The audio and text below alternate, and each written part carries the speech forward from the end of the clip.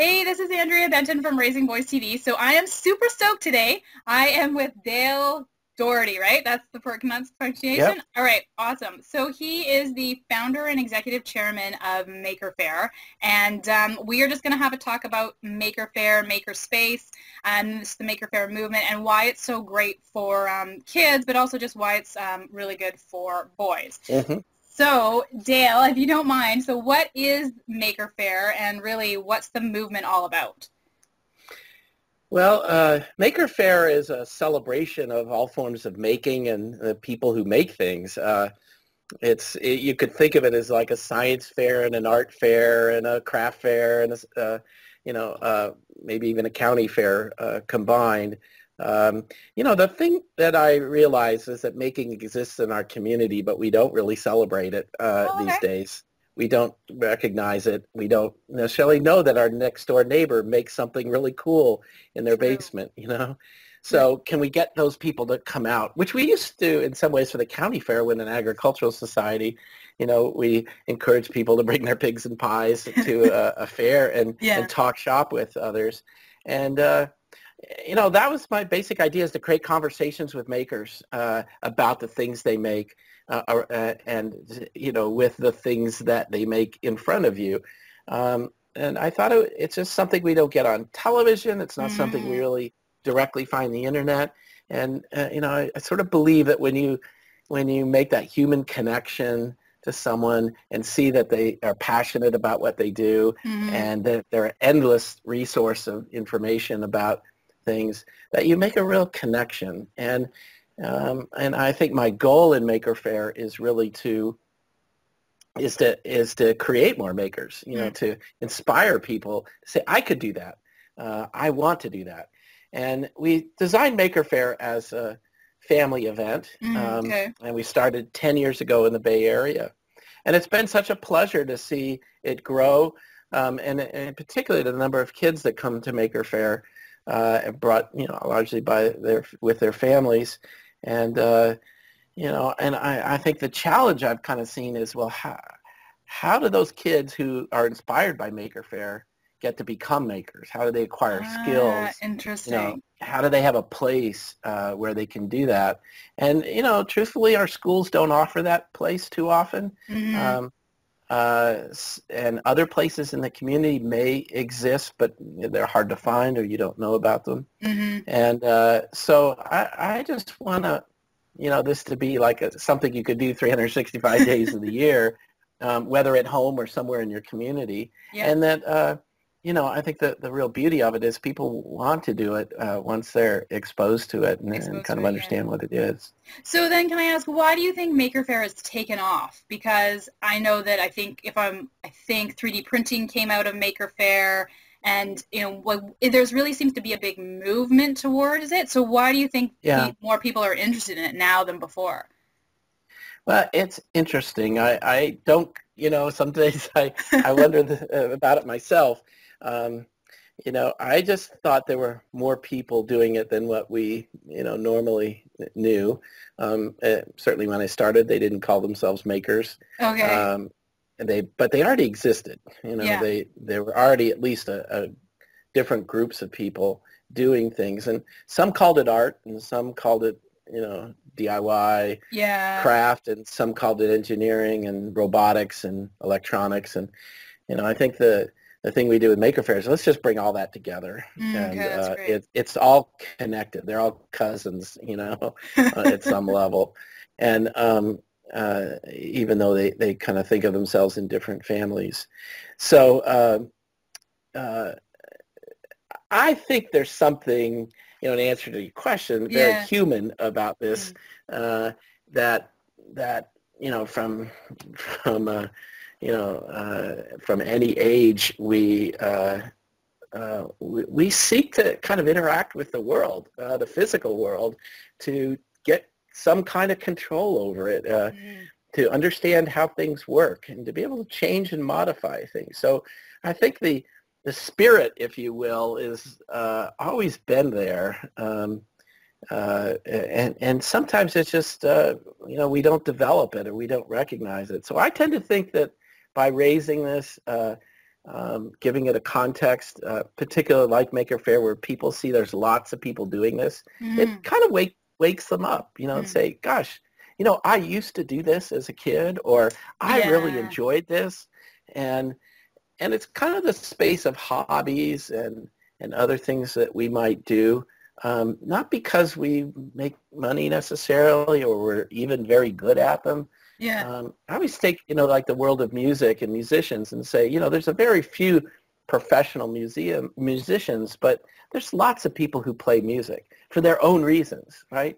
And they may play in their own room. Yeah. They may play, at a coffee shop once a year, but it's satisfying to them. And that's what I think is this universal appeal, is it sort of is meaningful work to us, to be engaged, to explore, and I think most profoundly just to learn at whatever age you are. Why is it so good for kids, but specifically boys? Because I know with my boys, we're into Lego, and they're really good into their hands. So they seem to like it, and I'm not sure why they're gravitated towards it. Yeah. No, it's, it's an age-old kind of question. And, I probably get, it sometimes is actually a problem because there probably are more men involved in the maker movement than women. Yes. And we'd like to increase the number of women involved and young girls involved. There seems to be two parts of this. One is, there certainly seems to be, just a general interest in physical things. I think but it's always hard to know, is it because they're exposed to things and girls are not sometimes? Yeah. But for the moment, dodging some of those questions. Yes. I think, making represents an active form of play. Interesting. That can be directed by the child himself, and I think it ties to things like a curiosity and wonder, like how does something work, or what happens if I do this. I call it sometimes experimental play, because you don't know if it works until you try it, and it probably doesn't work, so you try it again. Yeah. And that sort of experience of failure, the resilience of figuring out there must be a better way to do this. Yeah. These are all really wonderful conditions, and I generally, this goes back to an educational philosophy that's 100 years old. It's expressed by John Dewey as learn by doing. It's certainly expressed in the work of Maria Montessori in the way that kindergartens are very engaged with tangible physical things. Yeah. And today I think kids naturally have an interest and a desire to explore these things, but one might surmise that they're exposed to a lot less of it these days because of screen time and games and other things. So, but some people, and I really actually like the phrase, called it embodied learning. And in a sense, we don't just learn with our eyes or our ears. We learn by touching things and holding things and manipulating things. And it's just so basic that it seems, just like blocks, Yes. We stack blocks and then we knock them down, right? And we stack them again, and if you think of it, I think one of just even that example is, it's process oriented, right? It's not product oriented. It doesn't really matter what you build with blocks. You're not trying to build the Taj Mahal. You just are building something almost temporary because you're going to take it apart and do it again. Same with Legos. Yes. Although Legos has kind of gotten down this road of, I'm building a Star Wars, vehicle or something. I'd agree. Yeah, totally. But so free play, open-ended play, experimental play, all kinds of words and in some ways it's to I think it also introduces kids to a way of overcoming boredom, Mm-hmm. of not having something to do, and instead of being entertained, to find ways to engage their own mind and body in something that is satisfying and rewarding to them. And it goes back to something I mentioned earlier, is just, one of the little projects we see a lot is someone learning to blink an LED light, and, Oh, we cool. see, here's a battery, here's a small circuit, and, Yeah. it's just, it's a bit like turning the light on the wall, but you feel like you've just done something and gotten control of something very simple.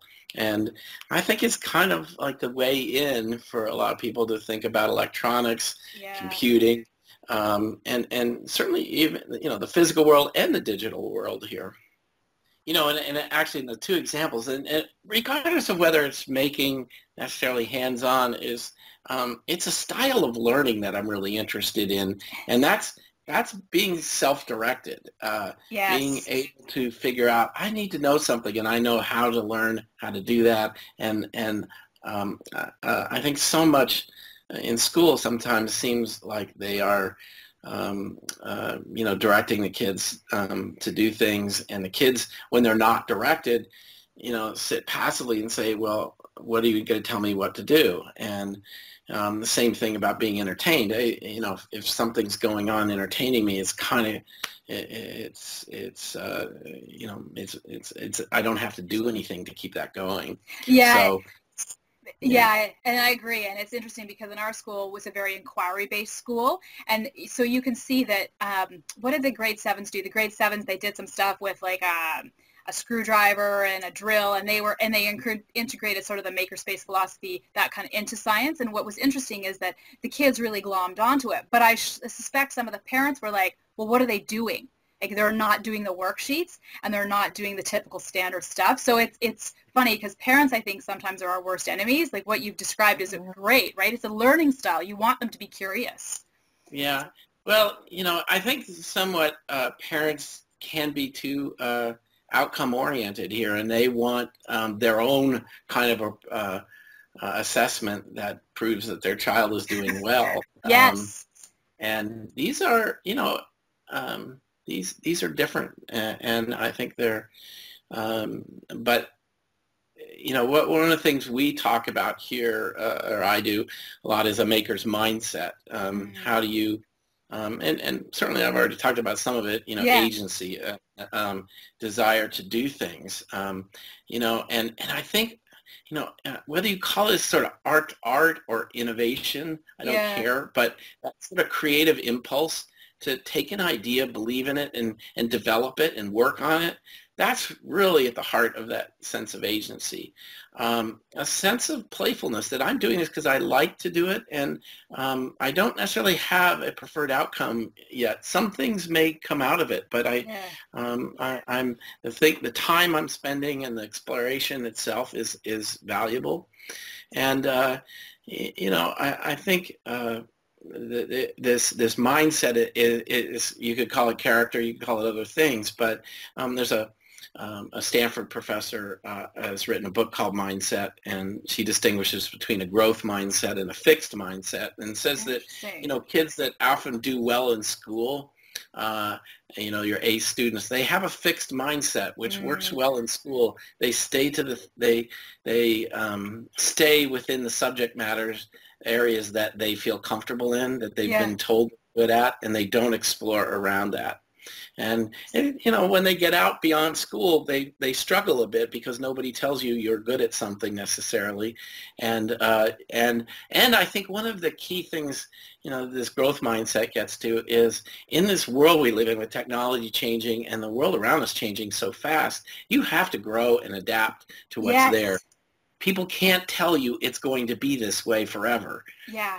You have to, even, I don't care what you want to major in college or any of these things, it's, it's really being able to adapt and change based on a new situation. So I really think that the maker mindset and the experiences that kids have in making is really valuable to them, Mm-hmm. and and and I think is so much more meaningful than grades and test scores, which we are putting a lot of weight on.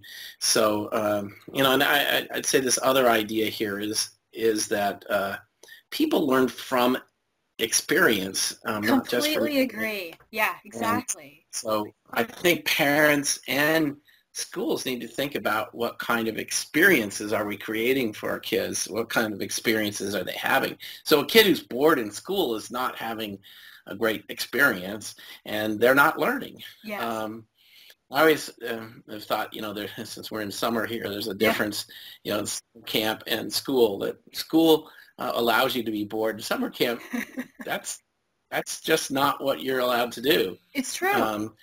How do we design school to be engaging? Mm-hmm.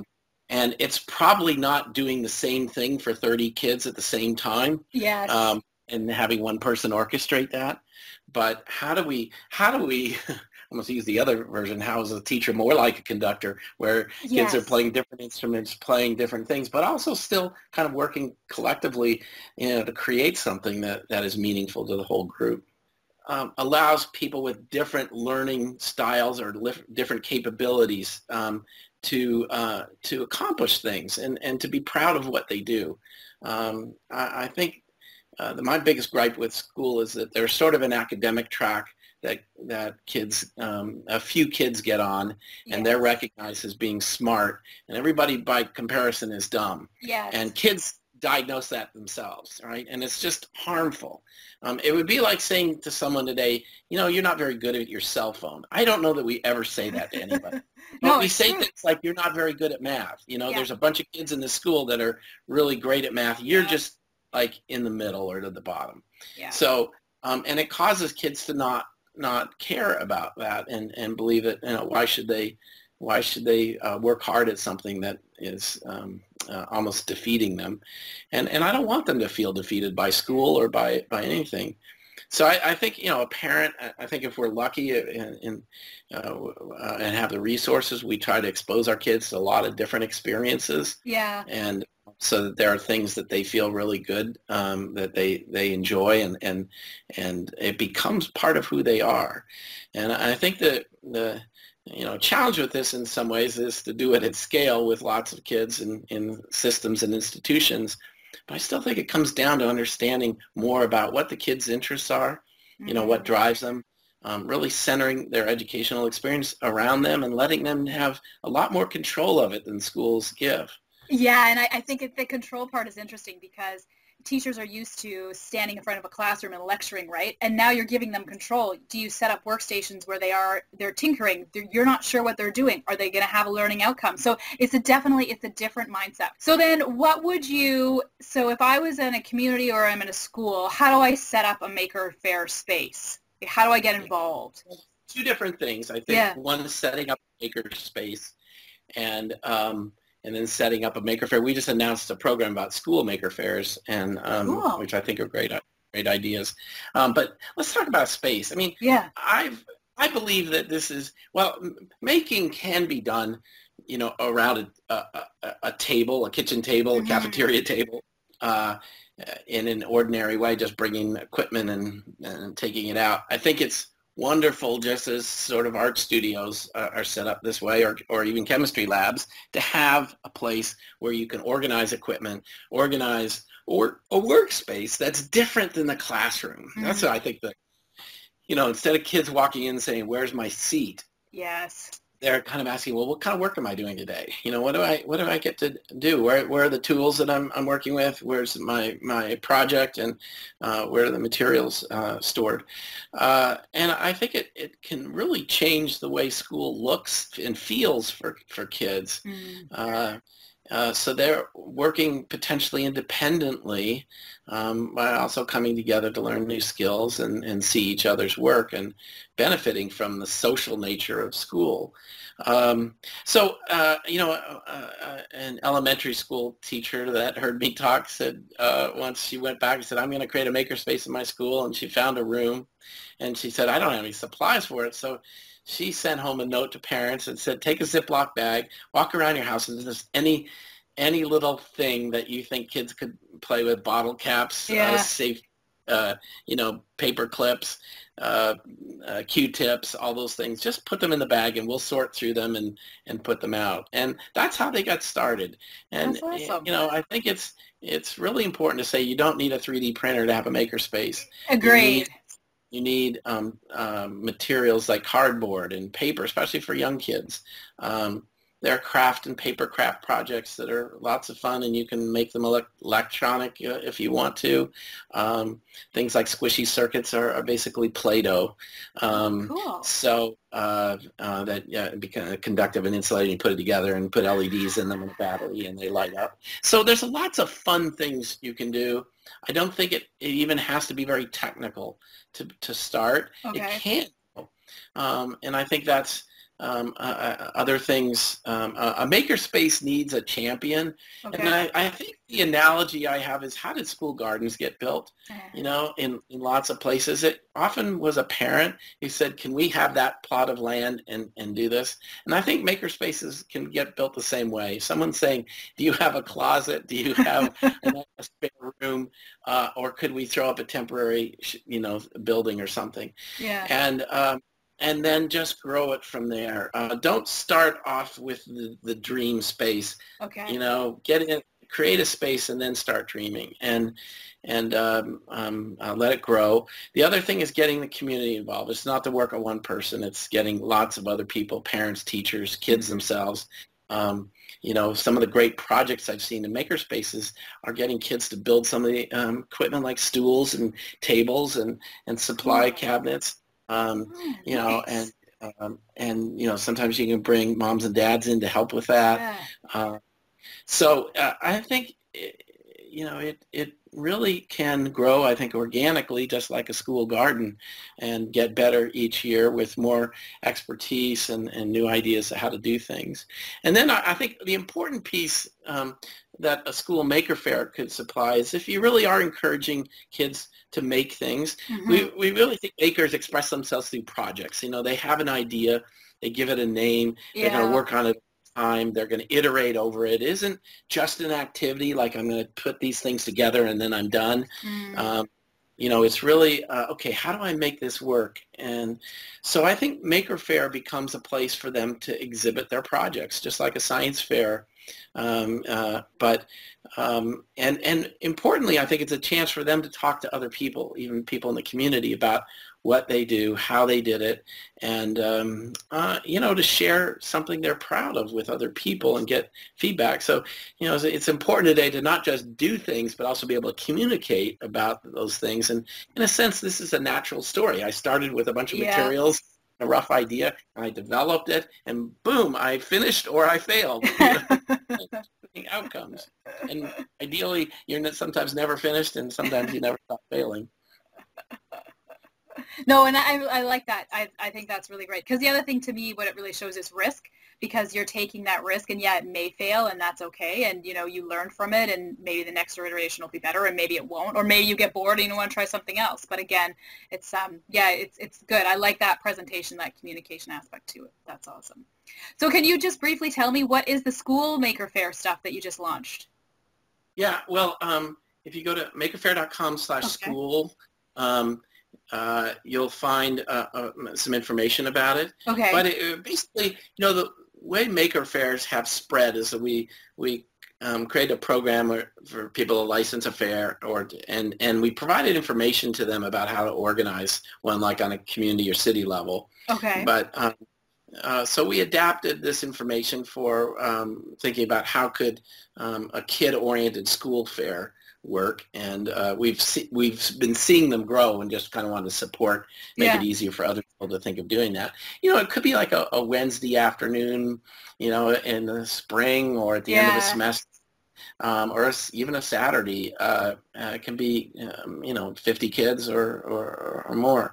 But essentially it's kind of giving kids a space, taking over maybe like the gym, putting tables out, inviting people to come and just, talk about their projects.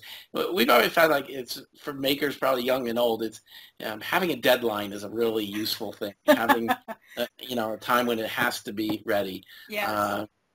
Almost they don't, sometimes they don't need prizes and recognition. They just need the deadline. Deadline, yeah. That causes them to finish and say that it's good enough. I'll show it. Good enough. Yeah, that's awesome.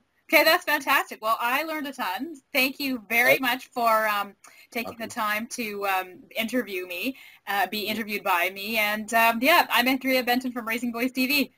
Yeah. Hey, could I just one last thing to plug? Absolutely. Make Magazine. Yes. Magazine, especially young boys. I was kind of surprised, but young kids really like the magazine, seeing what other people do. It's kind of, you can think of it like a skateboarding magazine is to them. It kind of shows cool people or cool projects that people are doing and sometimes what they aspire to. So I see a lot of young makers sort of get in. They can't get to a fair, certainly. This kind of inspires them, I think, to see what people are doing, and it gives them information like cooking recipes in effect for making projects.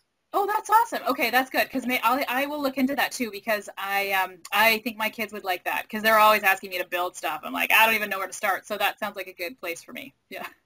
Yeah. Okay. All right, nice. So thank you very much. That was awesome.